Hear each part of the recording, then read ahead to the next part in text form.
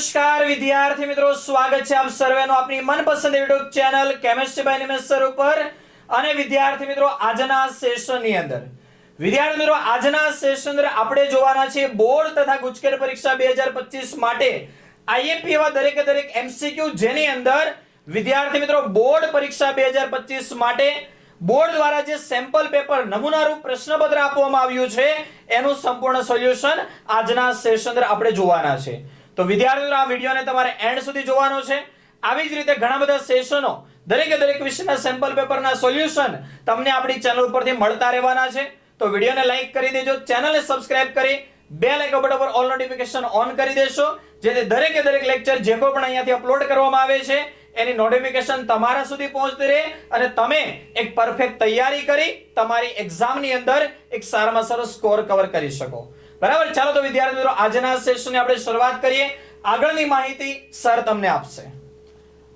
Okay, તો આ સેશનની અંદર આપણે જે ફિઝિક્સની અંદર બોર્ડ જે એક્ઝામ લેવાનું છે તેના 50 MCQ જે પેટર્નમાં લેવાના છે એનું આપણે શું કરીશું? સોલ્યુશન કરીશું બોર્ડના પરિરૂપ પરીક્ષા અનુસાર. ક્લિયર છે? સ્ટાર્ટની અંદર જોઈએ તો આની અંદર નમૂનારૂપ પ્રશ્નપત્ર આપેલું છે, એનું સોલ્યુશન આપણે ભણવાનું છે. બોર્ડ દ્વારા જે રજૂ કરવામાં આવેલું છે, કઈ રીતે જે MCQ પૂછાય છે, કયા ચેપ્ટરમાંથી પૂછાય છે. 1 થી 14 ચેપ્ટર છે આપણી પાસે, તો એમાંથી કઈ રીતે બધા MCQ આવે છે, ગણતરીવાળા કેવા છે, કેવા રિલેશન બેઝ છે, સંબંધ બેઝ ઉપર અમુક ક્વેશ્ચન આવશે, અમુક ક્વેશ્ચન જ્ઞાન આધારિત આવશે, અમુક ક્વેશ્ચન ગણતરી આધારિત આવશે. તો સ્ટાર્ટ કરીએ આપણે આજનો લેક્ચર. બચ્ચા બ્લોગ, તમારું સ્વાગત છે કેમિસ્ટ્રી બાય નિમેશ સર ચેનલની અંદર. સરસ મજાનું ફિઝિક્સનો આ લેક્ચર આપણે હવે સ્ટાર્ટ કરી રહ્યા છીએ. તો સૌપ્રથમ આપણે જે વાત કરીશું આની અંદર ક્વેશ્ચન નંબર 1 જે બોર્ડની અંદર આપણને સેમ્પલ પેપર આપવામાં આવેલું છે તેનો છે. ક્વેશ્ચન નંબર 1 એવું કહે છે કે નીચેના પૈકી કયો ગુણધર્મ વિદ્યુત ક્ષેત્ર રેખાઓ માટે સાચો નથી? આખો ક્વેશ્ચન વાંચવો. પહેલો નિયમ એ 2 વખત વાંચો.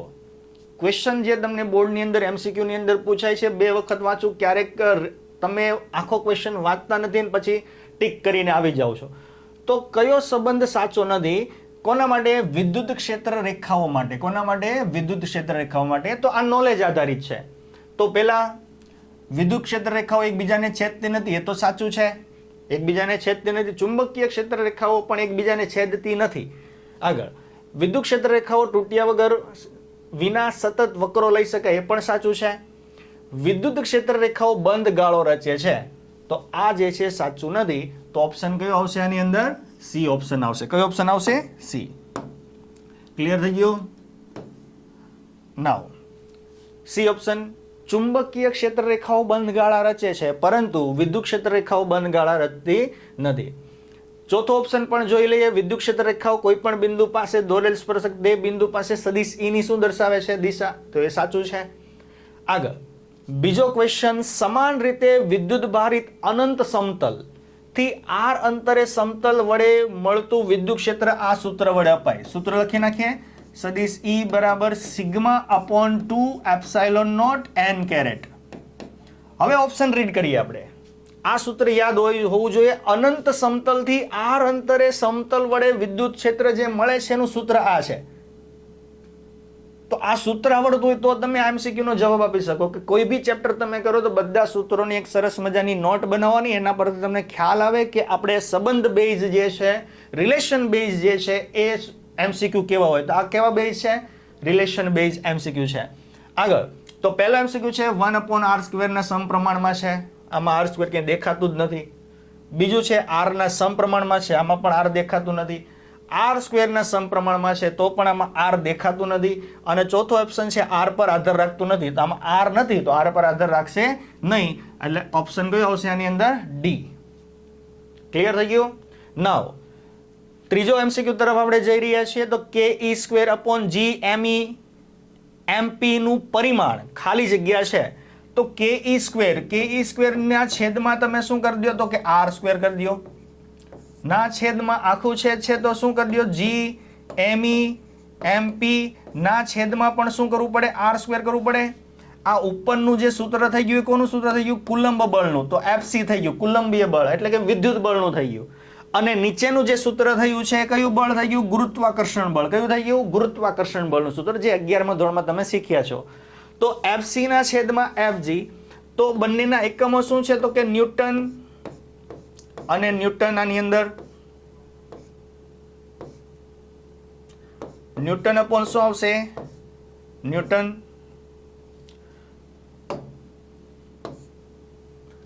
આનો એકમ શું છે? તો કે ન્યૂટન. આપણે જે ઇરેઝર થોડુંક, હા, ન્યૂટન અપોન ન્યૂટન આવશે. ઓકે, આ ન્યૂટન બંને જે એકમો છે શું થઈ જશે? Cancel out. તો આ જે FC અપોન FG એકમ રહિત થયો. એકમ રહિત થયો એટલે શું થશે? પરિમાણ રહિત. તો અહીંયા પરિમાણ તમને દેખાય છે.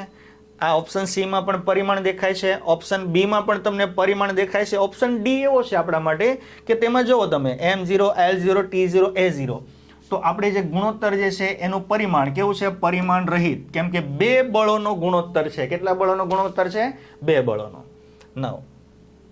ત્રીજો MCQ, વિદ્યુત ક્ષેત્રની તીવ્રતાનું પારિમાણિક સૂત્ર. ઘણી વખત તમને ડાયરેક્ટલી યાદ હોય તો પણ સારી વાત છે. ના યાદ હોય તો વિદ્યુત ક્ષેત્રનું સૂત્ર આવડવું જોઈએ. વિદ્યુત ક્ષેત્રનું સૂત્ર છે E બરાબર F/Q. E બરાબર શું છે? તો કે F/Q. પારિમાણિક સૂત્ર આપણે જોઈએ કયું આવે છે? એકમ વિદ્યુત ભાર દીઠ લાગતા બળને શું કહીએ છીએ આપણે? વિદ્યુત ક્ષેત્ર. તો વિદ્યુત ક્ષેત્રમાં બળનું પારિમાણિક સૂત્ર 11મા ધોરણમાં શીખ્યા હતા. M1 L1 T-2 ના છેદમાં Q નું પારિમાણિક સૂત્ર. Q બરાબર શું થશે? તો કે IT. Q બરાબર IT થાય તો IT નું પારિમાણિક સૂત્ર શું આવશે? A1 T1. તો અહીંયા પારિમાણિક સૂત્ર આપણે ફાઇનલાઇઝ કરીએ તો T1 ક્યાં જશે? ઉપર.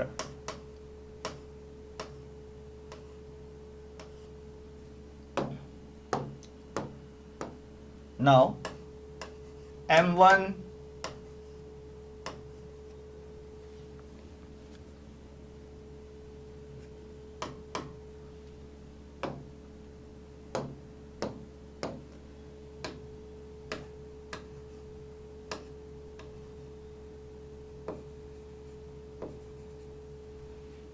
ઇરેઝર થાય છે તો અહીંયા ધ્યાન રાખો. A1 ક્યાં જતું રહેશે? ઉપર. T1 ક્યાં જતું રહેશે? ઉપર જતું રહેશે. તો T ની કેટલી ઘાત થઈ જશે? તો કે -3. કેટલી થઈ જશે? -3 થશે. ઓકે, તો આની અંદર જે ફાઇનલાઇઝ પારિમાણિક સૂત્ર આવશે કયું આવશે? M1 L1 T-3 A-1. T ને ઉપર લઈ લો, A ને ઉપર લઈ લો, તો બંને માઇનસ માઇનસ છે. -2 છે ઓલરેડી. T ની -1 આવશે એટલે -3. તો આપણા માટે ઓપ્શન સાચો છે કયો? B option. Clear? Okay, now continue કરીએ આપણે લેક્ચર. તો 5મો ક્વેશ્ચન આપણે આવ્યા છીએ. આપેલ વિદ્યુત ડાયપોલની અક્ષ પર x અંતરે. તો આટલું યાદ રાખવાનું છે. કયું? તો કે x અંતરે વિદ્યુત ક્ષેત્રની તીવ્રતા, અને વિષુવત રેખા પર કયા અંતરે? તો કે y અંતરે. તીવ્રતા કેવી છે? વિદ્યુત ક્ષેત્રની સમાન છે. x અક્ષ પર તો આપણે કહીએ તો કે EX, અને વિષુવત રેખા પર શું કહીએ? તો કે EY. આ EX અને EY કેવા છે? સમાન છે. તો હોય તો અહીંયા જવાબ પર જવાનું છે કે અહીંયા જેમ પ્રમાણ આપ્યું છે તો આપણે ગુણોત્તર લેવો પડશે. શું લેવો પડશે? ગુણોત્તર. તો ગુણોત્તર લેવા માટે શું કરીએ આપણે? આની અંદર ઓકે, ગુણોત્તર લેવા માટે અહીંયા કરીશું તો કે EX upon EY. EX નું સૂત્ર આપણી પાસે છે શું? તો કે 2kp/x³. કેમ કે x અંતર છે, અને નીચે સૂત્ર છે આપણી પાસે શું? તો કે kp/y³. ક્લિયર થઈ ગયું? નાઉ આ બંનેના જે આન્સર આવશે તમને ખ્યાલ આવી જશે કે આ બંને કેવા છે? EX અને EY કેવા છે? તો EX અને EY કેવા આપેલા છે? આપણને સમાન. કેવા આપેલા છે? સમાન. તો આનો ગુણોત્તર કેવો આવી જાય? 1. તો એનો ગુણોત્તર 1 આવશે. તો અહીંયા વધશે kp અલગ થઈ જશે એટલે 2/x³. ઓકે, અને y³ ક્યાં જતો રહેશે? અંશમાં. s³ ને આ બાજુ લઈ આવો તો x³ upon શું આવી જશે? y³ આવી જશે. = 2 ના છેદમાં કેટલા આવી જશે? 1. ઘનમૂળ કાઢીએ તો x ના છેદમાં y બરાબર શું થશે? અહીંયા ઘનમૂળ કોનું વધશે? 2 નું ઘનમૂળ ના છેદમાં 1 નું ઘનમૂળ. તો આપણો આન્સર અહીં આવી ગયો છે. આને આ રીતે લખી શકાય 3 ઘનમૂળ, ઘનમૂળમાં 2 અને 1, તો ઘનમૂળ 2/1. Answer is A. ખાસ ધ્યાન રાખવાનું, બંને અંતરો તમે અહીં જે r લ્યો છો, r ની જગ્યાએ શું લેવાના છે? x અને y, કેમ કે આપણને મેન્શન કર્યું છે x અંતરે અને y અંતરે. આગળ વાત કરીએ, એક અનંત લંબાઈનો રેખીય વિદ્યુતભાર 2 સેન્ટીમીટરના અંતરે. જ્યારે જ્યારે આવું આપેલું હોય ત્યારે પહેલા તો લખવાનું d બરાબર કેટલા? 2 સેન્ટીમીટર એટલે 2 × 10⁻² મીટર. અંતરે 9 × 10⁴ ન્યૂટન કુલમ વિદ્યુત ક્ષેત્ર ઉત્પન્ન કરે છે. તો E બરાબર આપેલું છે 9 × 10⁴ ન્યૂટન પર કુલમ વિદ્યુત ક્ષેત્ર ઉત્પન્ન કરે છે. તો રેખીય વિદ્યુતભાર ઘનતા શોધો. તો એનો સિમ્બોલ ખબર હોવી જોઈએ. રેખીય વિદ્યુતભાર ઘનતાને કહેવાય લેમ્બડા. શું કહેવાય છે? લેમ્બડા કહેવાય છે. તો એનો સિમ્બોલ આપણને ખબર છે. આપણી પાસે સૂત્ર છે શું? તો કે E નું. E નું સૂત્ર શું છે? E નું સૂત્ર આપણી પાસે છે λ/2πε0 × r. આવું સૂત્ર છે. પણ અહીંયા ધ્યાનપૂર્વક જોઈએ કે અહીં 9 આપેલા છે અને અહીં એપ્સાઇલોન છે.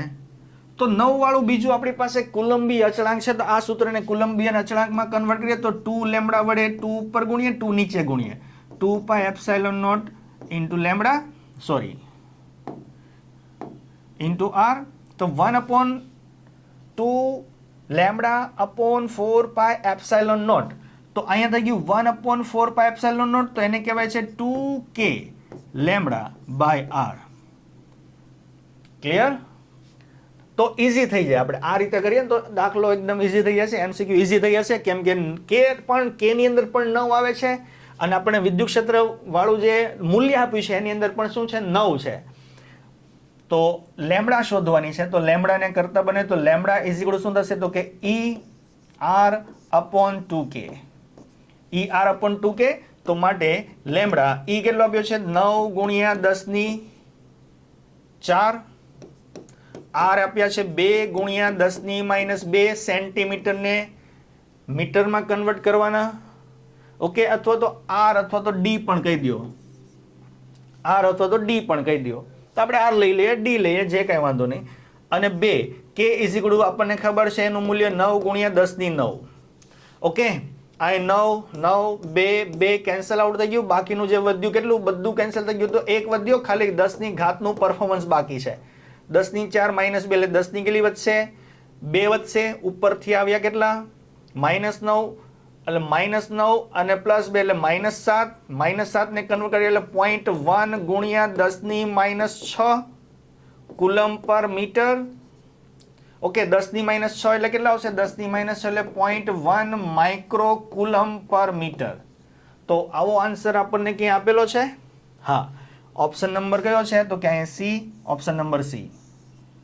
ઓકે, now આગળ વધીએ. નેક્સ્ટ ક્વેશ્ચન જે આપણને આપેલો છે, કોઈ પણ વિદ્યુતભાર સંરચનાની ગોઠવણી માટે બિંદુમાંથી જે સમસ્થિતિમાન પૃષ્ઠ છે તે બિંદુએ વિદ્યુત ક્ષેત્રને કેવું હોય છે? તો આ ગોળો છે. આ ગોળાના કેન્દ્ર પર આપણે શું મૂક્યો છે? વિદ્યુતભાર.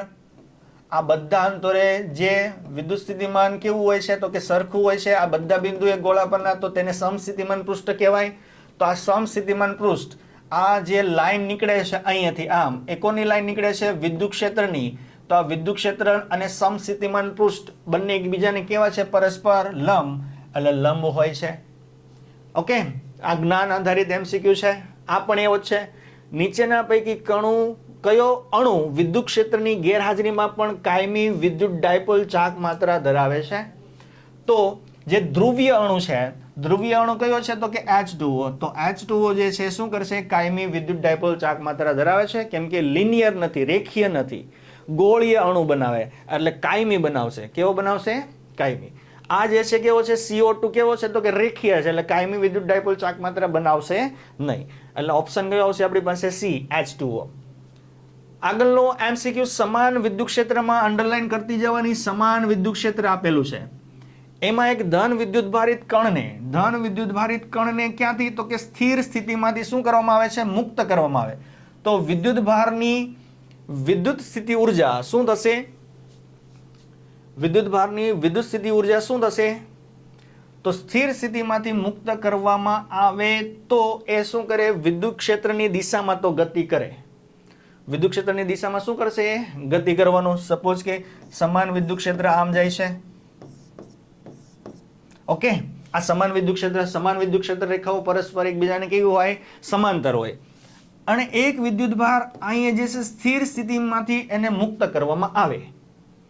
મુક્ત કર્યો કેવો છે, તો કે કણ અને ધન છે. જો ધન હશે તો અહીંથી ધન વિદ્યુતભાર હશે. આ બધો ધનમાંથી વિદ્યુત ક્ષેત્ર રેખાઓ નીકળે અને ઋણમાં શું પામે, અંત પામે.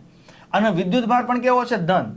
અપાકર્ષણ થવાથી આ જે વિદ્યુતભાર છે એ વિદ્યુત ક્ષેત્રની ક્યાં જશે, ધનથી ઋણ જશે.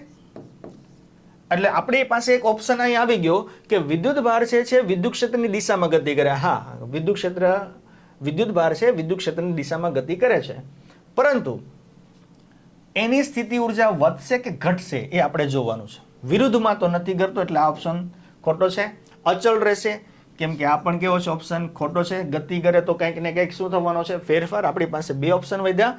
તો અહીં W બરાબર આપણી પાસે સૂત્ર છે, કાર્ય થતું શું થશે, માઇનસ ડેલ્ટા યુ. W બરાબર માઇનસ ડેલ્ટા યુ અને W બરાબર પ્લસ ડેલ્ટા કે, જે 11મા ધોરણમાં તમે શીખ્યા હતા, કાર્ય ઉર્જા પ્રમેય. તો અહીંયા જે સ્થિતિ ઉર્જા છે એ નિશાની કઈ આવે છે, તો કે માઇનસ. તો ઓપ્શન આપણો કયો આવશે, સી, કે સ્થિતિ ઉર્જા ડેલ્ટા યુ માઇનસ થાય છે. જો ઓકે, તેથી ઘટશે, કારણ કે વિદ્યુતભાર વિદ્યુત ક્ષેત્રની દિશામાં જ ગતિ કરે છે. આગળનો ઓપ્શન 12 પાઇકો ફેરાડેનું એક કેપેસિટર છે, 50 વોલ્ટની બેટરી વડે ચાર્જ કરેલું છે. તો આ આપેલું છે આપણને કેપેસિટન્સ સી. ઓકે, કેપેસિટન્સ આપણને જે સી આપેલું છે અને કેપેસિટર કેટલા વોલ્ટની બેટરી સાથે જોઈન્ટ કરેલું છે, 50. તો આ વોલ્ટેજ આપેલું છે. 12 પાઇકો ફેરાડેને પહેલા તો કન્વર્ટ કરવો પડશે. પાઇકો ફેરાડેને 10⁻12 ફેરાડે કહેવાય. પાઇકો એટલે 10⁻12. તો બેટરી સાથે જોડેલું છે, તો કેપેસિટરમાં કેટલી વિદ્યુત સ્થિતિ ઉર્જા સંગ્રહ પામી શકે, તો એના માટેનું સૂત્ર છે આપણી પાસે.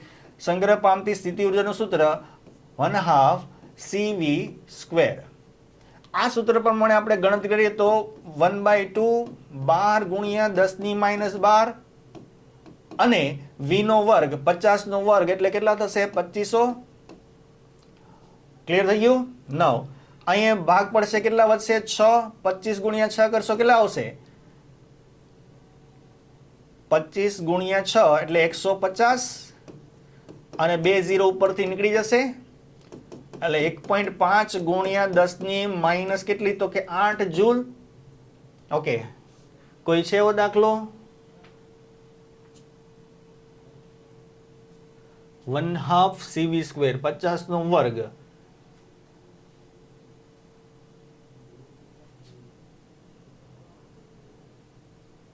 પચીસ ગુણ્યા 6 150, 1.5 ગુણ્યા 10⁻8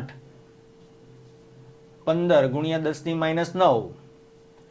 ઓકે, એમ ના કરવું તો 12 × 5 = 60, 6 × 30. ઓકે, અહીંયાથી બીજી વાર આપણે ગણતરી કરી. આની ગણતરી વ્યવસ્થિત થવી જોઈએ.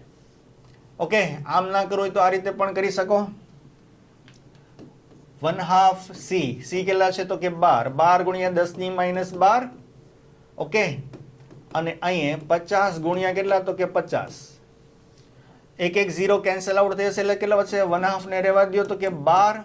અહીંયા ઓકે, 5 ગુણ્યા 5 ગુણ્યા 10⁻- કેટલી, તો કે 10. 2 0 નીકળી ગયા. આન્સર એ જ આવશે, અલગ નહીં આવે. u = અહીંયા 12 × 5 કેટલા થઈ ગયા, 60 ગુણ્યા 5 ગુણ્યા 10⁻10. ઓકે, 1 0 ઓર હટાવી દો, તો કે તો 6 × 5 = 30 આવશે. 1 0 હટી ગયો.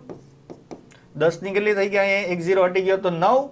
30/2 30/2 એટલે કેટલા થઈ ગયા, 15. 15 ગુણ્યા 10 ની કેટલી આવી ગઈ, 9 જૂલ તો આન્સર તમને આવો દેખાઈ રહ્યો છે. પહેલા જ આન્સર હતો 1.5 ગુણ્યા 10 - 10 હતી, 15 માં કન્વર્ટ કરશો તો 10 - 9 આવશે. ઓકે, તો આન્સર આપણો કયો છે અહીંયા સી. આગળ 2 પાઇકોફેરાડે, 3 પાઇકોફેરાડે અને 4 પાઇકોફેરાડે. ખાસ જોવાનો એકમો બધાના સમાન છે કે નહીં આવા દાખલાની અંદર. આવા 3 કેપેસિટર કેમાં જોડેલા છે? સમાંતરમાં જોડેલા છે. તો આ સંયોજનનું કુલ કેપેસિટન્સ તો સમાંતરમાં જોડેલા હોય તો પેરેલલમાં તમને ખબર છે બધાનો શું થાય? સરવાળો. બધાનો સરવાળો થાય એટલે 3 + 2 5, 5 ને 1 આ 4 કેટલા થઈ ગયા? 9. તો આન્સર કયો આપ્યો? 9 પાઇકોફેરાડે. 12મો ક્વેશ્ચન, ઇલેક્ટ્રોનની નીચે આપેલી લાક્ષણિકતાઓ પૈકી કઈ લાક્ષણિકતા વાહકમાં પ્રવાહ નક્કી કરે છે? તો આપણે પ્રવાહ નક્કી કરવા માટે આપણી પાસે સૂત્ર હતું I = ઇલેક્ટ્રોનની વાહક કીધું છે તો વાહકમાં પ્રવાહનું સૂત્ર છે I એટલે કે આવડે ના, તો કે આપણે સૂત્ર હતું નાવડે, NaVdA. Okay, I = NaVd. Vd એટલે શું? તો કે ડ્રિફ્ટ વેગ અને અહીં શું? E. તો આ સૂત્ર પરથી ખ્યાલ આવી જાય કે ફક્ત કોણ? તો કે ડ્રિફ્ટ વેગ. ફક્ત કોણ? ડ્રિફ્ટ વેગ વાહકમાં શું નક્કી કરે છે?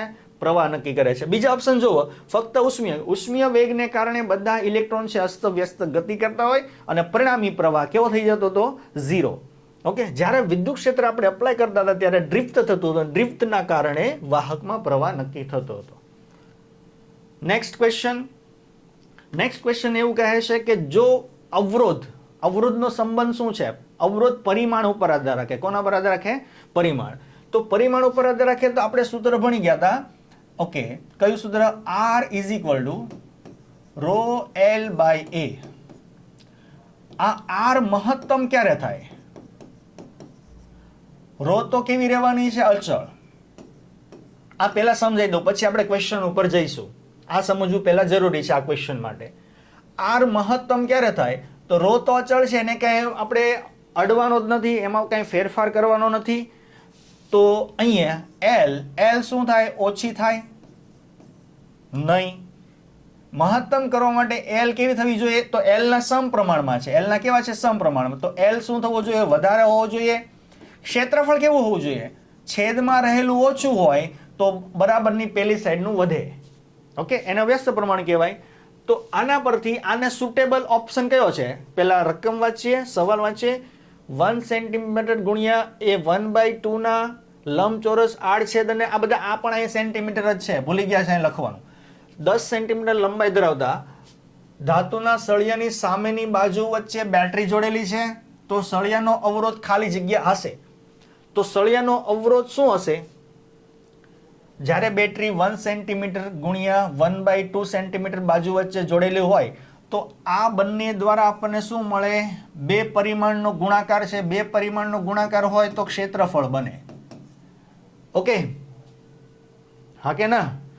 ઓકે, નાવ તો આપણે જોઈ શકીએ છીએ કે ક્ષેત્રફળ અહીંયા જુઓ અને ક્ષેત્રફળ અહીંયા જુઓ. કયા ઓપ્શનમાં ક્ષેત્રફળ ઓછું આવે છે? પહેલામાં, બીજામાં કે ત્રીજામાં? તો જોઈ શકીએ છીએ કે આપણે પહેલો ઓપ્શન જે છે એમાં ક્ષેત્રફળ કેવું આવે છે? ઓછું આવે. કેવું આવે છે? ઓછું.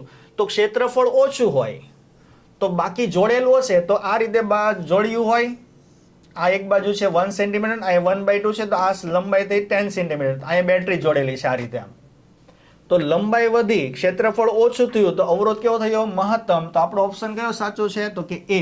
ક્ષેત્રફળ ઓછું થાય છે એ ઓપ્શન પ્રમાણે, લંબાઈ બાકી રહી ગઈ તો ત્યાં આ રીતે પ્રવાહ પસાર થશે અહીંયાથી અહીંયા સુધી. આગળ જે છે, જે થિયરી તમે ભણ્યા છો એના પરથી ને છે ડાયરેક્ટ આવડવું જોઈએ. એક ઉપકરણનો પાવર P અને વોલ્ટેજ V છે. પાવર સ્ટેશનથી ઉપકરણને જોડતા તારનો નિયત અવરોધ RC છે. તો તારમાં વ્યય પામતી ઉર્જા PC એ વિદ્યુત સ્થિતિમાનના વર્ગના કેવો હોય છે? વ્યસ્ત પ્રમાણમાં હોય. એટલે ઊંચા વોલ્ટેજે ટ્રાન્સમિશન કરવામાં આવે. લાંબા અંતરે વિદ્યુતનું પ્રસારણ ઊંચા વોલ્ટેજે કરવામાં આવે. તો ઊંચા વોલ્ટેજે શા માટે કરવામાં આવે?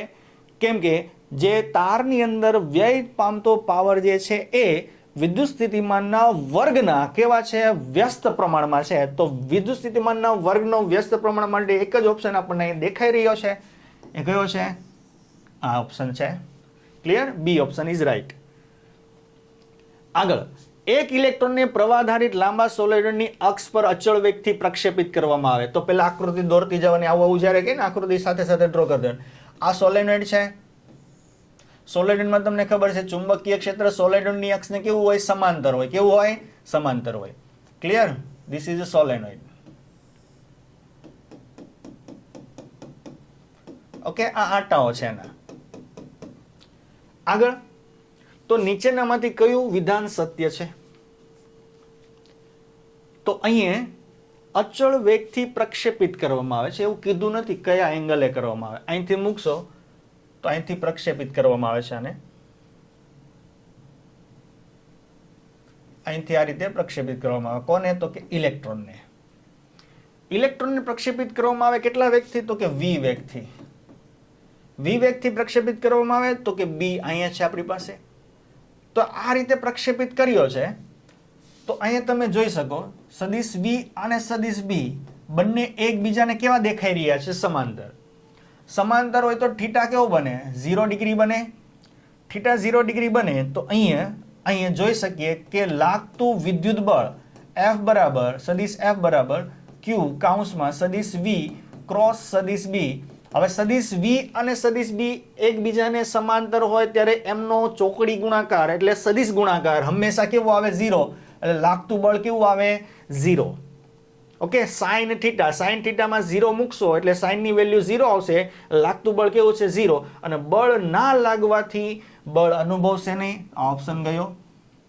બળ નથી લાગતો એટલે અનુલક્ષીને વર્તુળાકાર છે એ પણ ઓપ્શન ગયો. ઓકે, આગળ ધ્યાન રાખીએ. ઇલેક્ટ્રોન જે છે અક્ષની દિશામાં શું કરશે? તો કે પ્રવેગિત ગતિ કરશે. કેમ? બળ લાગે છે. બળ લાગે છે. બળ 0 છે. બળ 0 હોય તો ન્યૂટનના બીજા નિયમ પરથી ma તો એ પણ કેવો થાય? 0. એ 0 તો વેગ કેવો? પ્રવેગ 0 તો વેગ કેવો? અચળ. પ્રવેગ 0 તો બળ 0 તો પ્રવેગ પણ કેવો? 0. પ્રવેગ કઈ સિચ્યુએશનમાં 0 આવે? જ્યારે વેગ કેવો હોય? અચળ હોય. તો આપણા માટે ઓપ્શન કયો આવશે? સોલેનોઇડની અક્ષ પર ઇલેક્ટ્રોન અચળ વેગથી ગતિ શું કરશે? ચાલુ રાખશે. તમને આ બે ઓપ્શન સાચા લાગે? આ ઓપ્શન તો ગયા. ઇલેક્ટ્રોન અક્ષની દિશામાં પ્રવેગિત થશે. પ્રવેગિત થતો નથી કેમ કે લાગતું બળ કેવું છે? 0 છે. લાગતું બળ 0 હોય તો પ્રવેગ પણ કેવો હોય? 0. કેમ કે m 0 નથી. ઇલેક્ટ્રોનનું દળ હોય તો પ્રવેગ 0 હોય તો વેગ અચળ હોય. વેગ અચળ હોય તો આપણે માટે ઓપ્શન સાચો આવી ગયો. અચળ વેગથી ગતિ કરતો હોય છે. આગળ, શૂન્યાવકાશમાં એકબીજાથી 1 મીટર અંતરે સમાંતર મૂકેલા એકબીજાથી કેટલા મીટર અંતરે? એકબીજાથી કેટલા મીટરના અંતરે? 1 મીટરના અંતરે. કેટલા મીટરના અંતરે? 1 મીટરના અંતરે. તો આપણે ગિવન ડેટા લખીએ d is equal to 1 metre. Okay, સમાંતર મૂકેલા બે ખૂબ લાંબા સીધા અને અવગણ્ય આડછેદ ધરાવતા સુવાહક તારોમાંથી 1 મિલીમીટર નથી, મિલી એમ્પિયર. 1 મિલી એમ્પિયર વિદ્યુત પ્રવાહ પસાર કરતા તેમની વચ્ચે લાગતું બળ. તો સમાંતર તાર છે. સમાંતર તારમાંથી જ્યારે વિદ્યુત પ્રવાહ વહે કે તેમને d અંતરે રાખેલા છે તો એ સૂત્ર તમને આવડવું જોઈએ. તો એ લાગતું બળનું સૂત્ર છે શું? μ0 I1 I2 ઇન્ટુ L ના છેદમાં શું? 2πd. ઓકે, લાગતું બળ અહીંયા થોડુંક સુધારો કરવાની જરૂર છે. વાત કરીએ અહીંયા I1 અને I2 બંને તારોમાંથી શું? તો કે સમાન વિદ્યુત પ્રવાહ વહે છે. કેટલો? I1 અને I2 બંને સરખા છે. ઓકે, આમાં કેટલો વહે છે? 1 મિલી એમ્પિયર એટલે 10⁻³ એમ્પિયર આ વાહક તારમાંથી. આમાં પણ કેટલો? 10⁻³ એમ્પિયર. એટલે I1 કેટલો છે? 10⁻³. I2 પણ કેટલો છે? 10⁻³. μ0 2π અને d આપણને આપેલા છે. દાખલાની શરૂઆત કરીએ તો F ઇઝ ઇક્વલ ટુ μ0 એટલે શું થશે? 4π ઇન્ટુ 10⁻⁻7. આગળ I1 10⁻³ I2 10⁻³ L આપણને આપેલો નથી એટલે આ રકમની અંદર થોડી એવી ભૂલ છે. અહીં આમ લખવું જોઈએ ન્યૂટન પર મીટર. ઓકે, ન્યૂટન પર મીટર. વચ્ચે લાગતું બળ જ્યારે L ના આપ્યો હોય ત્યારે તમારે હંમેશા જે આન્સર લાવવાનો છે ન્યૂટન પર મીટરમાં લાવવાનો છે. એટલે કન્ફ્યુઝ નહીં થવાનું આની અંદર. L ગોતવા નહીં જવાનું. ઓકે, 2π અને ડી આપ્યો છે કેટલો તો કે 1 મીટર. ઓકે, પાઈ પાઈ કેન્સલ આઉટ, 2 દુ 4 થશે અહીંયા. ઓકે, એફ ના છેદમાં એલ લઈ લઈએ એટલે આપણે એફ ના છેદમાં એલ લાવવાનું છે, તો વધ્યું શું 2 into 10⁻⁻, બધાના ઘાતનો સરવાળો કરો એટલે શું આવશે 2 × 10⁻13 ન્યૂટન પર મીટર. એફ નો એકમ ન્યૂટન, એલ નો એકમ મીટર, ન્યૂટન પર મીટર. તો answer is what? C option is right here. C option કેવો છે આપણા માટે? સાચો છે. આગળ વાત કરીએ, 4 × 10⁻4 ટેસ્લા જેટલા ચુંબકીય ક્ષેત્રને લંબરૂપે. ઓકે, 4 × 10⁻4 એટલે બી આપેલો છે, તો કે B is equal to 4 × 10⁻4 tesla. ક્ષેત્રને લંબરૂપે તો કે વી આપ્યો છે, વી કેટલો 3 × 10⁻7 મીટર પર સેકન્ડ ની ઝડપથી ગતિ કરતા ઇલેક્ટ્રોનનું દળ આપેલું છે એમ, અને વિદ્યુતભાર આપેલો છે કેટલો તો કે આટલો. ના માર્ગના પરિભ્રમણની આવૃત્તિ કેટલી હશે? તો વર્તુળમય ગતિ કરે, લંબરૂપે દાખલ થાય. જ્યારે કોઈ વિદ્યુતભાર ચુંબકીય ક્ષેત્રને લંબરૂપે દાખલ થાય ત્યારે તેનો માર્ગ જે છે વર્તુળાકાર હોય, અને વર્તુળાકાર હોય ત્યારે તેના વર્તુળાકાર માર્ગની ત્રિજ્યા આપણે mv/qb વડે આપી શકીએ. ક્લિયર થઈ ગયું? આગળ આપણે શું શોધવાનું છે? તો કે આવૃત્તિ શોધવાની છે. તો આવૃત્તિ માટે અહીં v નું સૂત્ર છે આપણી બીજું પાસે r ઓમેગા qb. v નું સૂત્ર r ઓમેગા છે. r કેન્સલ રહેશે, ઓમેગા ને કરતા બનાવો તો ઓમેગા ઇઝ ઇક્વલ ટુ શું થશે? qb/m. ઓમેગા પરથી આપણને સૂત્ર યાદ આવે 2πf, તો 2πf ઇઝ ઇક્વલ ટુ શું થશે? qb/m. તો આપણી પાસે ફાઇનલ સૂત્ર f નું આવશે. ફાઇનલ સૂત્ર f નું શું આવશે? તો qb/2πm. ઓકે, તો આ જે બેઝિક બાયપર્કેશન હતું આ સૂત્રને લાવવા માટેનું, તો આટલી વસ્તુ આ ખબર હોવી જોઈએ. આ ડાયરેક્ટ યાદ હોય તો આ વસ્તુ કરવાની જરૂર પડતી નથી. ઓકે, તો આપણી પાસે અહીં f નું સૂત્ર આવી ગયું, f is equal two qb/2πm. તો ડાયરેક્ટ આન્સરની સૂત્રની અંદર ક્વેશ્ચન મૂકો, કોણ ગતિ કરે છે? ઇલેક્ટ્રોન. તો q તરીકે શું લેવાનો? 1.6 × 10⁻19. બી આપણને આપેલો છે 4 × 10⁻4. મૂકી દો, ના છેદમાં 2 × 3.14 × m, 9 × કેટલા આપ્યા છે? 10⁻31. આનું સોલ્યુશન કરવાનું છે તમારે, અને આન્સર જે તમારો આવશે કેટલો આવશે? 11.32. કેટલો આવશે? 11.32. ખાસ ધ્યાન રાખવાનું કેમ આવશે? મેગાહર્ટ્ઝ ની અંદર. કેમ આવશે? મેગાહર્ટ્ઝ ની અંદર. સોલ્યુશન જે છે, ગણતરી જે છે તમારે જાતે કરવાની છે. ઓકે, નાવ આગળ ગેલ્વેનોમીટરને એ મીટરમાં બદલવા માટે અહીંયા સરસ મજાનું આપણી પાસે ગેલ્વેનોમીટર છે. એને એ મીટરમાં રૂપાંતર કરવા માટે આપણે શીખ્યા હતા કે એને સમાંતર એક અવરોધ જોડવામાં આવે, અને ગેલ્વેનોમીટરના રક્ષણ માટે બધો જ પ્રવાહ ક્યાંથી પસાર થવો જોઈએ? તો કે આ શન્ટમાંથી પસાર થવો જોઈએ. તો શન્ટમાંથી બધો જ પ્રવાહ પસાર થાય તો શન્ટનો અવરોધ કેવો હોવો જોઈએ? બને તેટલો નાનો. અને કેવો જોડ્યો છે અહીં આપણે? સમાંતર જોડ્યો છે. તો ઓપ્શન આમાં તમારે કયો કહેવાનો છે? કયો ઓપ્શન આવશે? ઓકે, વાત કરવાની છે મોટો અવરોધ તેની સાથે શ્રેણીમાં ખોટો છે, સમાંતર નાનો છે. મોટો અવરોધ તેની સાથે સમાંતરમાં મોટો નહીં, કેવો લેવાનો છે? નાનો. લઘુ અવરોધ તેની સાથે શ્રેણીમાં નહીં, શ્રેણી ખોટું છે, સમાંતરમાં હોય છે. લઘુ અવરોધ તેની સાથે સમાંતરમાં જોડવો પડે, તો ઓપ્શન ડી ઇઝ રાઈટ. આગળ, એક સોલેનોઇડના ગર્ભમાં કોરના દ્રવ્યની સાપેક્ષ પરમિએબિલિટી. કેવી પરમિએબિલિટી? સાપેક્ષ. સાપેક્ષ એટલે શું થાય? μr. શું થાય? μr. સોલેનોઇડના આટાના ગર્ભને અવાહક પડ વડે શું કરેલા છે? જુદા પડેલા છે. આટામાંથી કેટલો એમ્પિયર? 2 એમ્પિયરનો વિદ્યુત પ્રવાહ પસાર થાય છે. જો તેમાં 1 મીટર દીઠ આટાઓ કેટલા હોય? 1000. 1 મીટર દીઠ આટાઓની સંખ્યા 1000 એટલે સ્મોલ n આપ્યો છે. સ્મોલ n અહીં આપ્યો છે વિદ્યુત પ્રવાહ I. તો સોલેનોઇડની અંદર વિદ્યુત ચુંબકીય ક્ષેત્રની તીવ્રતા B ઇઝ ઇક્વલ ખાલી જગ્યા ટેસ્લા. ઓકે, તો સોલેનોઇડમાં ઉદ્ભવતા ચુંબકીય ક્ષેત્રનું સૂત્ર આપણી પાસે છે. હવે સોલેનોઇડની અંદર કંઈક મૂકેલું છે, શૂન્યાવકાશ નથી. જો શૂન્યાવકાશ હોતે તો μ0 ni આવતું હતું, પણ હવે ગર્ભમાં કંઈક દ્રવ્ય મૂકેલું છે. દ્રવ્ય મૂકેલું હોય તો μ0 નીકળી જશે, તો μni આવશે. શું આવશે? μni. ઓકે, આની અંદર μr આપેલો છે. μr એટલે શું? તો માધ્યમની પરમિએબિલિટીને શૂન્યાવકાશની પરમિએબિલિટી વડે ભાગતા શું મળે છે? તેને સાપેક્ષ પરમિએબિલિટી કહેવાય. તો મ્યુ ને કરતા બનાવવો પડશે. તો કે મ્યુ ને કરતા બનાવે તો મ્યુ ઇઝ ઇક્વલ ટુ શું થશે? તો કે mu r into mu not થશે. મૂકો બી ની અંદર તો બી ઇઝ ઇક્વલ ટુ શું થશે? તો કે mu r into mu not N I. આપણા માટે ફાઇનલ સૂત્ર. આમાં ભૂલ ક્યાં કરે છે? ડાયરેક્ટ 400 લઈ લે, 400 અહીં ગુણાઈ દે ને આન્સર લાવે ને આન્સર ખોટો આવે. તમને આપેલી છે સાપેક્ષ પરમિએબિલિટી. શું આપેલી છે? સાપેક્ષ, એટલે મ્યુ આર આપેલી છે. હકીકતમાં સૂત્ર આપણી પાસે અહીંયા દ્રવ્ય ભરીએ ત્યારે સૂત્ર અહીંયા આવે મ્યુનું. મ્યુ નોટ નીકળી જાય તો મ્યુને આપણે mu r into mu not કહેવાય. ઓકે, આન્સર જે છે આના પરથી તમારે જે લાવવાનો છે કેટલો આવશે? તો કે બી ની ગણતરી કરશો તો બી ની અંદર બધું મૂકો. મ્યુ આર કેટલો આપે છે? 400. Mu not 4 pi into 10⁻⁷. N કેટલે આપે છે? તો કે 1000. અને ટી નહીં, આઈ છે. આઈ કેટલો વહે છે? તો કે 2. આ બધાની ગણતરી તમે કરશો એટલે આનો આન્સર આવશે 1.048 ટેસ્લા. અને સમરૂપ કહેવાય કેટલા? 1 ટેસ્લા.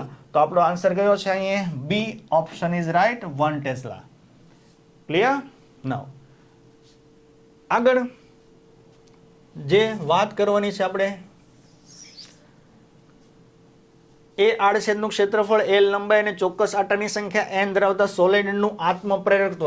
તો આત્મપ્રેરકત્વનું સૂત્ર આવવું જોઈએ જેની અંદર n આવવો જોઈએ, ચોક્કસ આટાની સંખ્યા આવવી જોઈએ, એલ આવવું જોઈએ અને આડછેદનું ક્ષેત્રફળ આવવું જોઈએ. ઓકે, તો સૂત્ર આપણી પાસે છે આત્મપ્રેરકત્વનું શું? તો કે અહીંયા mu not n square a by l આવું સૂત્ર છે આપણી પાસે આત્મપ્રેરકત્વનું. જ્યારે આવું કન્ફર્મ કરીએ તો જોઈ શકીએ કે આત્મપ્રેરકત્વ વધે છે. આપણને પૂછ્યું બધું વાંચવાનું, આગળ વધે છે. તો વધે ક્યારે? તો એ વધે તો અને એલ ઘટે તો એવું ક્યાં છે? તો બી ઓપ્શનમાં છે. તો બી ઓપ્શન આપણા માટે રાઈટ છે. શું? તો એલ ક્યારે વધે? તો ઉપરનું વધે તો એ વધે, ઘટે એલ ક્યારે વધે? નીચેનું શું થાય? ઘટે તો. ઓકે, તો એલ ઘટે એ વધે, એલ ઘટે એ વધે. Option B is right. Now એક પરિપથમાં આ બધા સૂત્રવાળા એમસીક્યુ છે. સૂત્ર આવડતા હોય તો આવડે, તો સૂત્રોની પ્રેક્ટિસ ખાસ કરવી. એક પરિપથમાં 0.1 સેકન્ડમાં વિદ્યુત પ્રવાહમાં 5 એમ્પિયરથી 10 એમ્પિયર જેટલો ઘટાડો થાય. તો વિદ્યુત પ્રવાહનો ફેરફાર આપ્યો છે. વિદ્યુત પ્રવાહનો ફેરફાર આપ્યો શું? તો કે ડીઆઈ. ડીઆઈ શું? તો કે અંતિમ વિદ્યુત પ્રવાહ માઇનસ પ્રારંભિક વિદ્યુત પ્રવાહ. તો ડીઆઈ કેટલો આવ્યો? -5 એમ્પિયર. કેટલામાં? તો કે ડેલ્ટા ટી જેટલા સમયમાં, ડીટી જેટલા સમયમાં. કેટલા સમયમાં? 0.1 સેકન્ડમાં. ઓકે, અને પ્રેરિત ઈએમએફ કેટલું આપ્યું છે? તો કે 200 વોલ્ટ. તો આપણને શોધવાનું કહે છે આત્મપ્રેરક બળ એલ, આત્મપ્રેરકત્વ એલ શોધવાનું કહે છે. ઓકે, આ રીતે ગિવન ડેટા તમારે લખી લેવાના સાઈડમાં, એટલે તમને સૂત્ર વાપરવાની ખબર પડે. આ રીતે લખ્યા બાદ આ બધા વચ્ચે સંબંધ દર્શાવતું સૂત્ર છે કે ફેરાડેના નિયમ પરથી E is equal two -L di/dt. Okay, now L શોધવાનો છે તો L ને કરતા બનાવો તો -E ઇન્ટુ dt અપોન શું થશે? di થશે. સૂત્રની અંદર બધી વસ્તુ મૂકીએ તો -E કેટલા છે? 200. dt કેટલા છે? તો કે 0.1 અને di કેટલા છે? તો કે -5. Okay, minus cancel. 200 ગુણ્યા 0.1 એટલે 20. 20 ના છેદમાં 5. તો 20 ના છેદમાં 5 એટલે કેટલા આવશે? 4 હેનરી. તો option is A. Option A આપણો રાઈટ આન્સર છે. ક્લિયર? નાઉ આગળ કમલા એક સ્થિર સાયકલને ઉદાહરણનો દાખલો છે. ઓકે, છેલ્લો સ્થિર સાયકલને પેડલ મારે છે. આ સાયકલના પેડલ્સ 100 આટાઓ. તો તમને આપેલો છે આ n 100 આટાઓ. ક્ષેત્રફળ કેટલું આપ્યું છે? તો કે એ ક્ષેત્રફળ ધરાવતા ગૂંચળા સાથે જોડાયેલા છે. ગૂંચળું જે છે અડધા આટા પ્રતિ સેકન્ડથી ભ્રમણ કરે છે. આ ઓપ્શન જે છે આ તમને વાક્યમાં આપેલો છે પણ આ ડેટા છે. આ શું આપેલી છે? અડધા આટા પ્રતિ સેકન્ડથી ભ્રમણ કરે છે. એટલે આ હકીકતમાં તમને જે આપેલી છે શું? તો કે આવૃત્તિ. શું આપેલી છે? આવૃત્તિ. આવૃત્તિ કેટલી આપી છે? તો કે 0.5. કેમ 0.5? તો કે અડધો આટો છે એટલે 1/2 હર્ટ્ઝ આપેલી છે. અડધા આટા પ્રતિ સેકન્ડથી ભ્રમણ કરે છે એટલે આવૃત્તિ લઈ લઈએ આપણે, અને તે ગૂંચળાના પરિભ્રમણને ધન રૂપે સોરી લંબરૂપે કેટલા તો કે બી ઇઝ ઇક્વલ ટુ ચુંબકીય ક્ષેત્રમાં મૂકવામાં આવે તો ગૂંચળામાં પેદા થતો મહત્તમ વોલ્ટેજ શું હશે?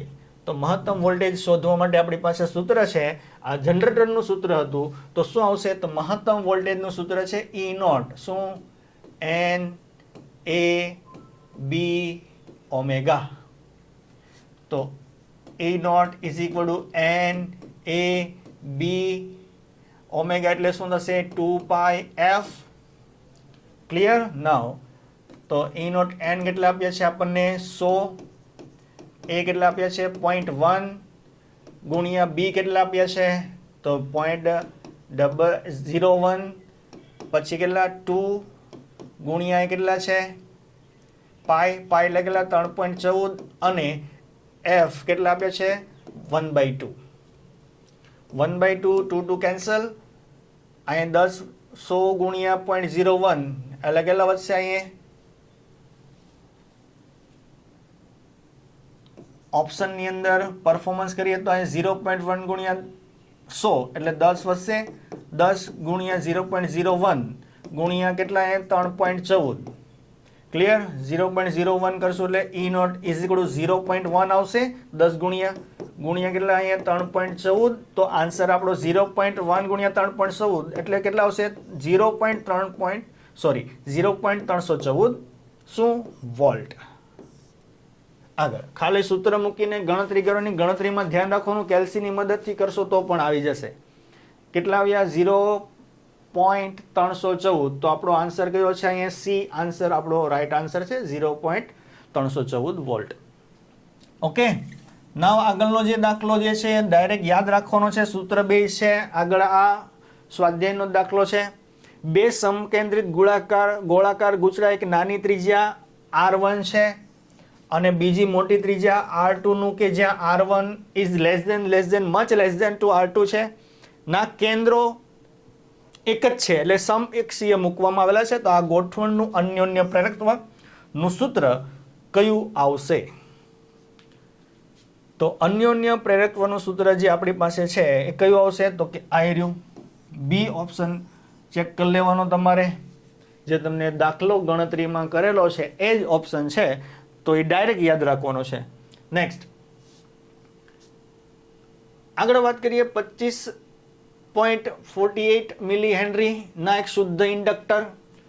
તો આ આપ્યો છે શું? તો કે L 25.48 ગુણ્યા 10⁻³ હેનરી મિલીને કાઢો નું શુદ્ધ ઇન્ડક્ટર તથા R is equal to 8 ohm નો એક શુદ્ધ અવરોધક.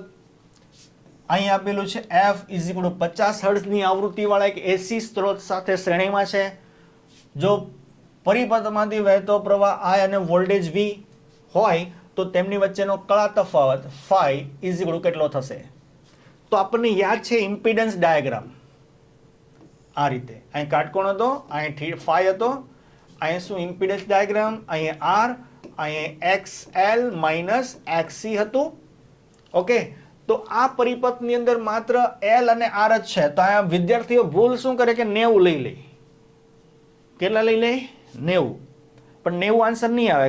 કેમ? તો કે R અને L છે, માત્ર L નથી, માત્ર C નથી, L અને R છે. તો કળા તફાવત કેટલો હશે? 90 ના આવે. હોશમાં ને હોશમાં અહીંયા શું લઈ લે છે? ફટાફટ આન્સર લાવવા માટે આગળના MCQ પર જવા માટે 90 લઈ લે.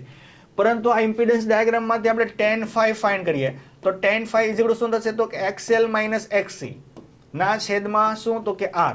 XC છે નહીં તો એ 0. તો tan phi is equal two XL upon R થશે. કેમ કે XC છે નહીં, કારણ કે L અને R જ છે. તો XL અપોન R. XL નું સૂત્ર આપણી પાસે છે. XL નું સૂત્ર શું છે?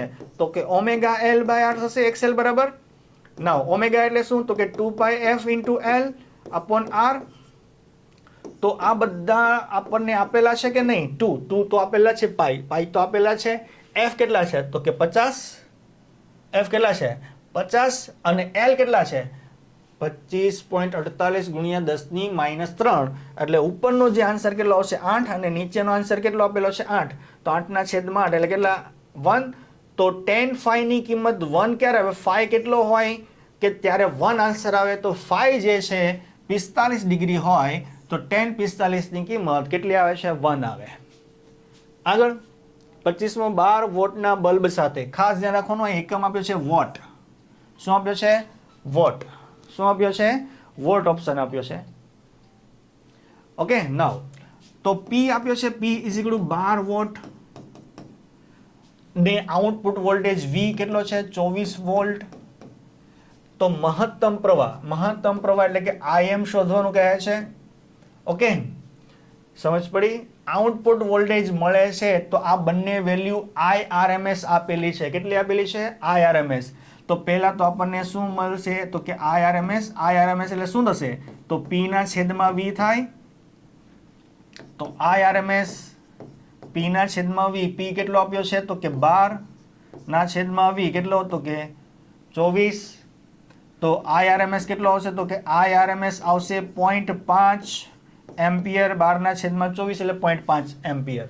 ઓકે, નાઉ આપણે લાવવાનો છે મહત્તમ પ્રવાહ. મહત્તમ પ્રવાહ એટલે શું? તો કે મહત્તમ પ્રવાહ માટે IRMS નું સૂત્ર છે. IRMS ઇઝ ઇક્વલ શું? તો કે IM upon √2.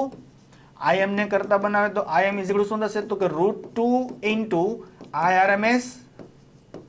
ઓકે, તો IM ઇઝ ઇક્વલ √2 એટલે શું? 0.4142 1.4142 ગુણ્યા 0.5. ક્લિયર? 0.5 એટલે ભાગ્યા 2 કરી દો. ભાગ્યા 2 કરો એટલે 0.7 આવશે. 0.7 એટલે આપણો ઓપ્શન કેટલો આવી જાય? 0.71. આનો ગુણાકાર કરી દો એટલે આન્સર આવી જશે આપણો IM મહત્તમ પ્રવાહ. ખાસ ધ્યાન રાખવાનું, તમને અહીંયા કીધું છે મહત્તમ પ્રવાહ શોધવાનું કીધું. કયો પ્રવાહ શોધવાનું કીધું છે? મહત્તમ. આગળ કહે છે પાર રક્ત, માઇક્રોવેવ, પારજાંબલી અને ગેમા કિરણોના તરંગ લંબાઈને ઘટતા ક્રમમાં ગોઠવો. સૌથી તરંગ લંબાઈ વધારે હોય તો માઇક્રોવેવની, પછી આવે છે પાર રક્તની, પછી આવે છે ઘટતા જઈએ તો પારજાંબલી, પછી આવે છે ગેમા. ઓકે, તો ઓપ્શન એ સાચો છે. ઓકે, સમજ પડી? યાદ રાખવાનું શું?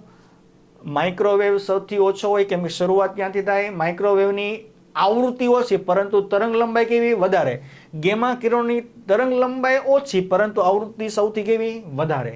તો ઓપ્શન એ આપણો સાચો છે. અહીંયા લેસિક સર્જરીમાં આપણને ખબર છે કયા કિરણો વપરાય? પારજાંબલી કિરણો એના ઉપયોગોમાં આવી ગયું. શ્વેત પ્રકાશનું એક નાનું સ્પંદ હવામાંથી કાચના સ્લેબ ઉપર લંબ રૂપે આપાત થાય તો કાચમાં ગતિ કર્યા બાદ સૌ પ્રથમ કયું કિરણ નિર્ગમન પામશે? તો કયું કિરણ નિર્ગમન પામશે? તો આપણે સાપેક્ષ વક્રીભવનાંક જોઈએ. સાપેક્ષ વક્રીભવનાંક એટલે C/V. ઓકે, તો V ને કરતા બને તો V is equal two C/N થશે. તો સૌપ્રથમ કયું બહાર નીકળશે? સૌપ્રથમ એ બહાર નીકળશે કે જેમનો વક્રીભવનાંક કેવો હોય? ઓછો હોય. કેવો હોય? ઓછો. તો આમાંથી વાદળી, લીલો, જાંબલી અને લાલ માટે માધ્યમનો વક્રીભવનાંક સૌથી ઓછો કોના માટે વર્તે છે? લાલ રંગ માટે. કોના માટે? લાલ રંગ માટે. કેમ કે તરંગ લંબાઈ તેની કેવી છે? તો કે વધારે. કેવી છે? વધારે. તો સૌપ્રથમ કયો નિર્ગમન પામશે? લાલ રંગનું કિરણ સૌપ્રથમ નિર્ગમન પામશે. ઓપ્ટિકલ ફાઇબરમાં ગર્ભના દ્રવ્યનો વક્રીભવનાંક, ગર્ભના દ્રવ્યના વક્રીભવનાંક કે ગર્ભ એટલે કે કોર. ગર્ભ એટલે શું કહે છે? કોર. અને આવરણ એટલે કે ક્લેડિંગ. આવરણ એટલે ક્લેડિંગ. ઓકે, ના દ્રવ્યના વક્રીભવનાંક, કોરનો વક્રીભવનાંક કેવો હોવો જોઈએ? વધારે હોવો જોઈએ, જેથી પૂર્ણ આંતરિક પરાવર્તનની ઘટના થાય. તો ઓપ્શન જે છે એ કરતા મોટો હોવો જોઈએ. કોરનો એટલે ગર્ભનો ક્લેડિંગ કરતા વધારે હોવો જોઈએ. Okay, greater than. પ્રકાશનું કિરણ લંબગત છે તેવું ખાલી જગ્યા પ્રકાશીય ઘટનાની મદદથી જાણી શકાય. ધ્રુવીભવન આન્સર આવશે. ઓકે, પોલરાઇઝેશન તમે ભણ્યા, ધ્રુવીભવન, માલસનો નિયમ, એની અંદર તમને આનો આન્સર મળી જાય. વ્યતિકરણના યંગના 2 સ્લિટના પ્રયોગની ગોઠવણીને હવામાંથી ક્યાં લઈ જઈએ? આપણે પાણીમાં લઈ જઈએ. તો હવામાંથી પાણીમાં લઈ જતા તેની સલાકાની પહોળાઈ. સલાકાની પહોળાઈનું સૂત્ર છે beta. Beta is equal to lambda d by small d. Capital D શું છે? કેપિટલ D શું છે? પડદા સુધીનું અંતર, સ્લિટથી 2 સ્લિટ વચ્ચેનું અંતર, સલાકાની પહોળાઈ જે કોના પર આધાર રાખે છે? લેમ્બડા ઉપર. કેમ કે આ બંને તો કેવા રહેવાના? તો કે B ચલે છે લેમ્બડા. પાણીમાં લઈ જશો તો લેમ્બડા શું થશે? ઘટશે. શું થશે? ઘટશે. તો પાણીમાં લઈ જતો લેમ્બડા ઘટે તો B પણ શું થાય? ઘટે. તો અહીંયા શું થાય છે? શલાકાની પહોળાઈ ઘટે છે. આગળ નોલેજ આધારિત MCQ છે. સ્ટોપિંગ પોટેન્શિયલ વિરુદ્ધ આપાત વિકિરણની આવૃત્તિના આલેખનો ઢાળ કયો આવશે?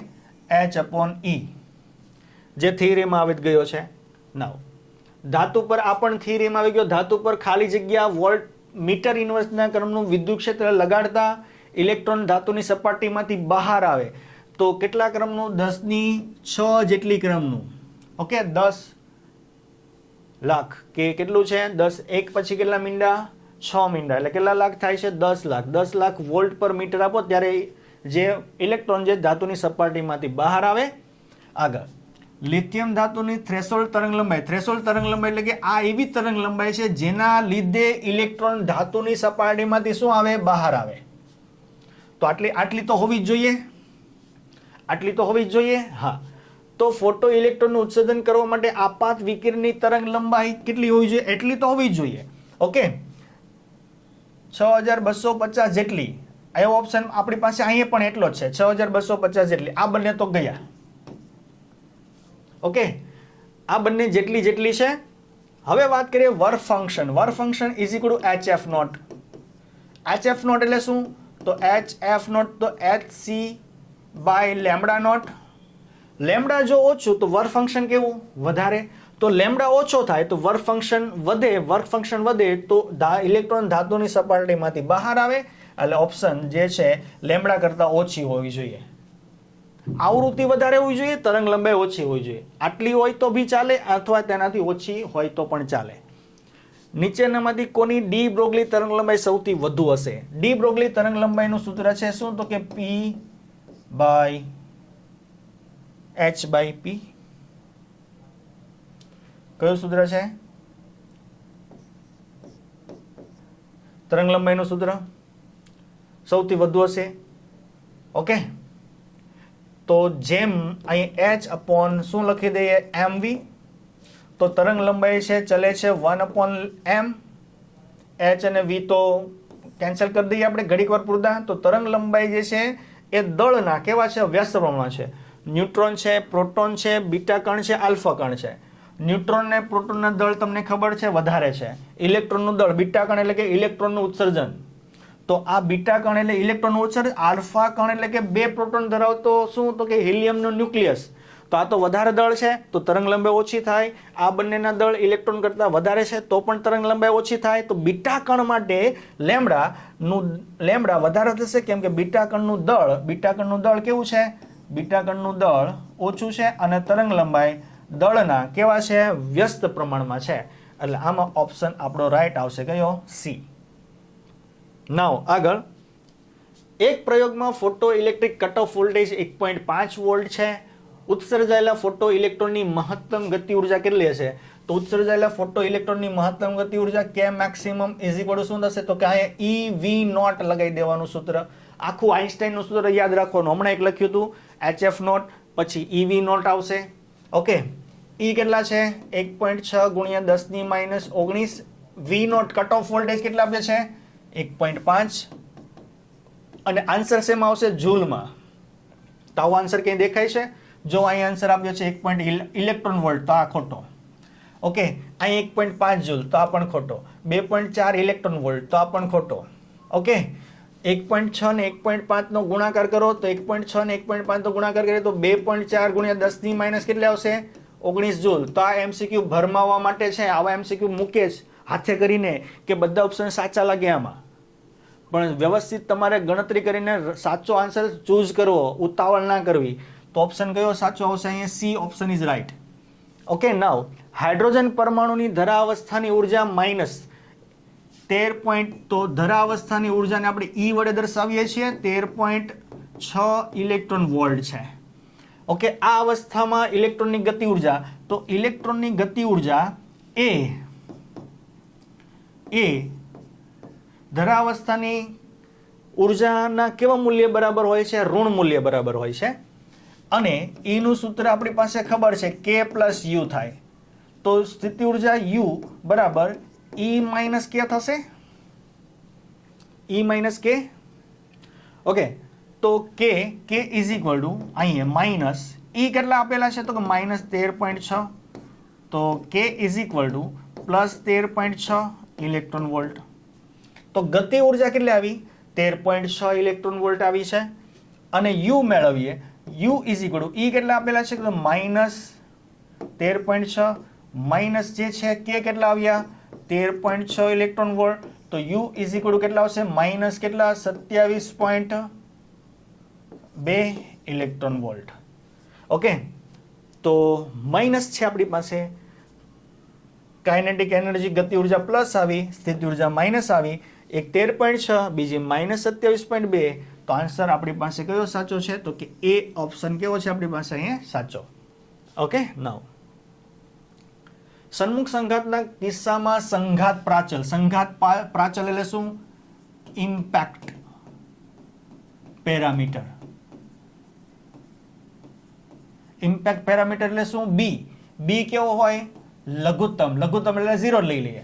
ઓકે, અહીંયા ન્યુક્લિયસ હતું, અહીંયા કોઈ ગતિ કરતો હતું, ઘણા બધા કિરણો ગતિ કરતા હતા. તો આ કિરણથી અહીંયા સુધીનું જે અંતર હતું એને આપણે બી કહેતા હતા. બી કેવો થઈ ગયો? તો કે 0. તો કિરણ આ એક કોઈ નહીં આવે, લઘુત્તમ છે. આ જ કિરણ અહીંયા આવશે. સન્મુખ સંઘાત થાય ત્યારે થીટા આપણને ખબર છે કે અહીંયા સુધી લઘુત્તમ અંતર આવશે ને પછી અહીંથી પાછો વળી જશે. ઓકે, તો આ બંને દિશા વિરુદ્ધ થવાથી આપણે એમ કહી શકીએ કે ખૂણો કેટલાનો બને? 180 નો, એટલે કે પાઈનો બને. પ્રથમ 3 બોહર કક્ષાઓનો ગુણોત્તર. બોહર કક્ષાઓની થોડોક અહીંયા જે છે સુધારો કરીએ. ત્રિજ્યાનો ગુણોત્તર. તો ત્રિજ્યા છે એ n² ના કેવા છે? સમપ્રમાણમાં. પ્રથમ 3 તો R1 છે, તો n કેટલો આવશે તેના માટે? 1². R2 છે તો 2². R3 છે એટલે 4². તો R1 જેમ R2 જેમ R3 લઉં તો ઇઝ ઇક્વલ ટુ 1/4 જેમ કેટલા આવી જાય અહીંયા?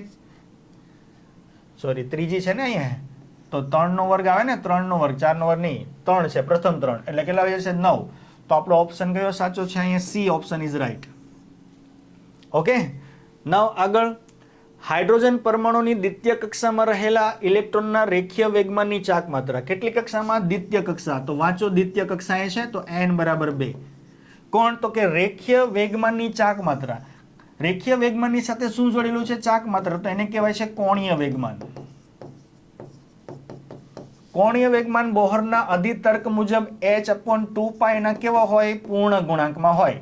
અને n તમને આપેલો છે 2, તો 2h/2π, 2 કેન્સલ આઉટ, તો h/π. તો આન્સર આપણો કયો આવશે? B. B is right answer.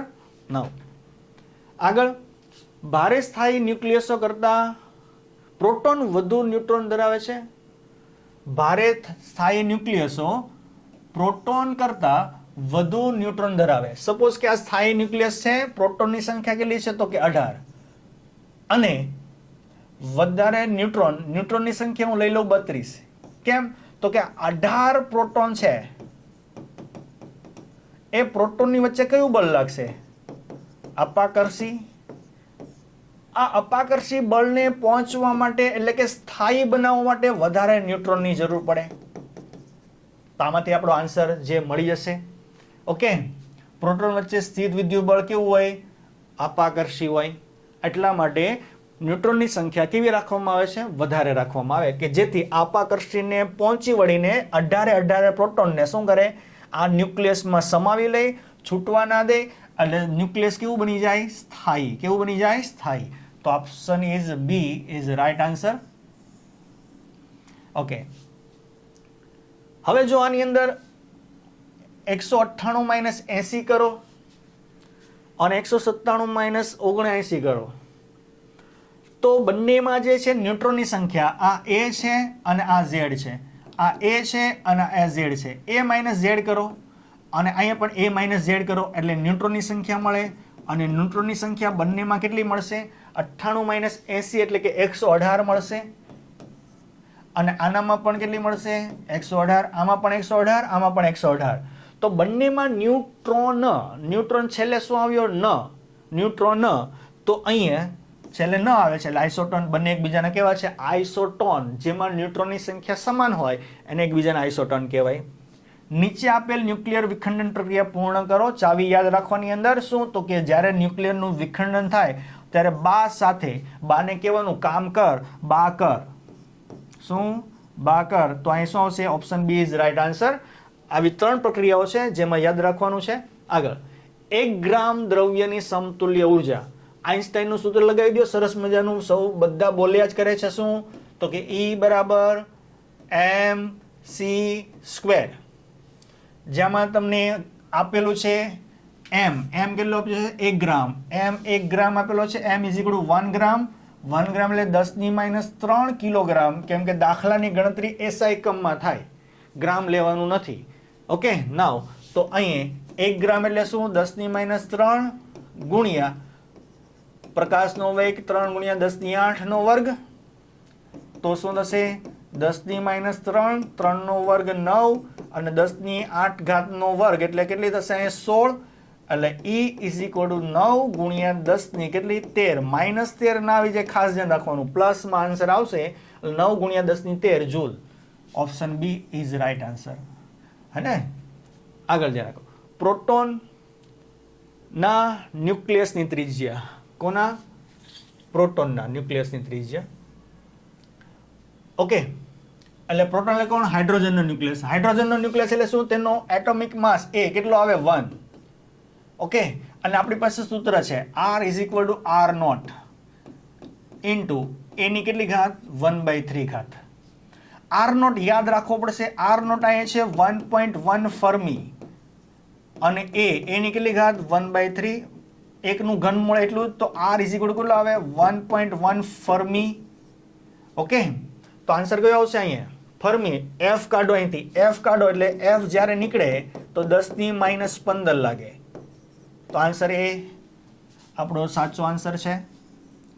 Okay, આગળ છે તાપમાનના વધારા સાથે અર્ધવાહકની વાહકતા વધે. તાપમાન વધારો, અર્ધવાહકની વાહકતા વધે. કેમ વાહકતા વધે? તાપમાનના વધારા સાથે અર્ધવાહકની વાહકતા વધે છે તો પ્રવાહ વાહકોની સંખ્યા ઘનતા વધે. હા, સાચો આન્સર છે. સંખ્યા જ્યારે તાપમાન વધારવામાં આવે ત્યારે અથડામણો ઝડપથી થાય. અથડામણો ઝડપથી થાય એટલે રિલેક્સેશન સમય શું થાય? ઘટે. તો આ બંને ઓપ્શન સાચા છે. તો પ્રવાહ વાહકોની સંખ્યા ઘનતા વધે છે, રિલેક્સેશન સમય ઘટે, પરંતુ રિલેક્સેશન સમય થતાં જે ઘટાડાની અસર સંખ્યા ઘનતામાં થતા વધારાની સાપેક્ષમાં ઘણી જ કેવી હોય છે? ઓછી, કેમ કે અર્ધવાહક છે. ઓકે, એટલે આન્સર આપણો કયો છે સાચો? તો કે ડી આન્સર આમાં તમે સાચો કરી શકો છો. રિલેક્સેશન સમય નહીં વધે. ઓકે, સમય રિલેક્સેશન સમય ઘટે છે, રિલેક્સેશન સમય વધે છે, ઘટે છે, વાહકોની સંખ્યા ઘનતા વધે છે. ઓકે, તો આ બંને આની અંદર આવશે. નેક્સ્ટ આગળ ધ્યાન રાખીએ, ભણી લ્યો. ફોરવર્ડ બાયસ જ્યારે તમે પીએન જંકશનને આપો ત્યારે ડેપ્લેશન વિસ્તાર ઘટે છે, બેરિયર પોટેન્શિયલ.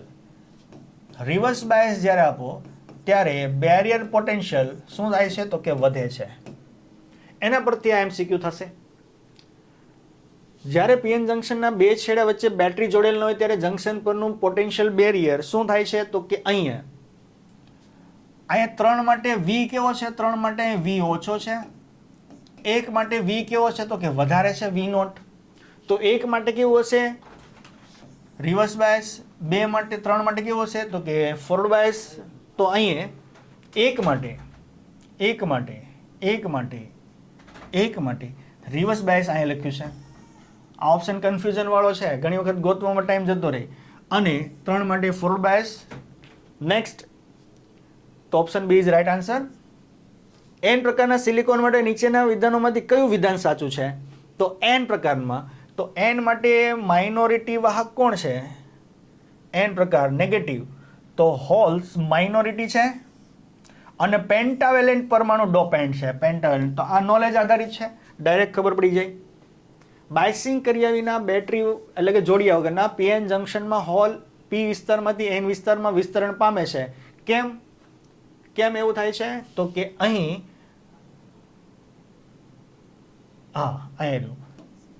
એન વિસ્તારમાં મુક્ત ઇલેક્ટ્રોન તેમને આકર્ષે નહીં. તેઓ સ્થિતિમાનના તફાવતને કારણે જંક્શનમાં થઈને ગતિ કરે છે? નહીં. ઓકે, પી વિસ્તારમાં જે છે હોલની સંખ્યા ગણતા એન વિસ્તાર કરતાં કેવી હોય છે? વધુ હોય. આ ઓપ્શન સાચો છે.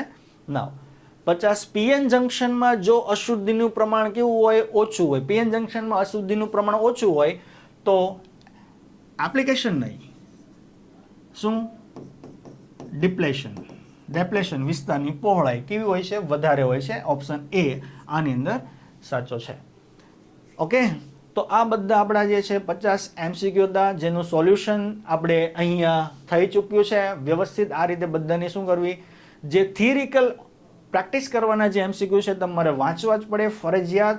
જેવા કે આ બંને MCQ એવા હતા કે તમને થિયરી પરથી આવે તો એ ખબર જ પડી જવી જોઈએ કે આ રીતે આની અંદર થાય છે.